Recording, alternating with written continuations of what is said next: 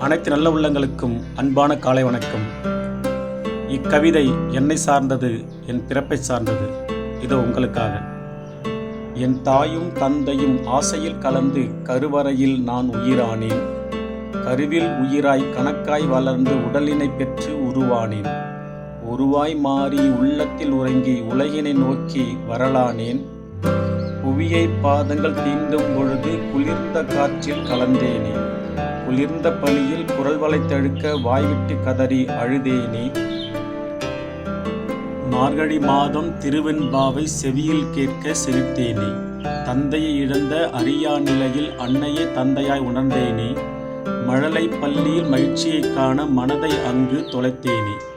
அகவை ஐந்தினை எட்டிய பொழுது வகுப்பறைக்கு புது வரவானேன்.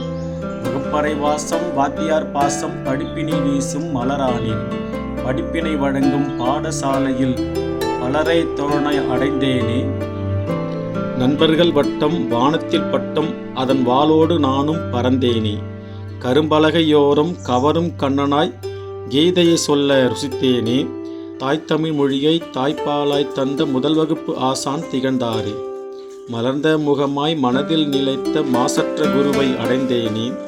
ஆடலும் உண்டு பாடலும் உண்டு வகுப்பில் வார்த்தையாய் வளர்ந்தேனே. நண்பர்கள் கூட்டம் நாளொரு பொழுதில் நயமாய் வளர்வதை அறிந்தேனே. நட்பின் இலக்கணம் அவசர காலத்தில் ஆதிக்கம் செலுத்த வியந்தேனே.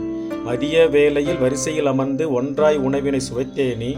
அல்லும் பகலும் அயராமல் உழைக்க ஆசான் வாய்மொழி கேட்டேனே. ஆசையை கனவாய் உள்ளத்தில் விதைக்க ஒவ்வொரு நாளும் நினைத்தேனே. நினைத்தது தினமும் கனவாய் எண்ணி நித்திரை தொலைத்து தவித்தேனே. தூங்கவிடாமல் செய்வது தானே லட்சிய கனவென அறிந்தேனே. லட்சியம் தன்னை கனவாய் நிறுத்தி ஆழ்மனதில் அதை விதைத்தேனே. விதைத்ததின் பலனாய் வெற்றியைக் கண்டு சமூகத்தில் கலந்து மகிழ்ந்தேனே.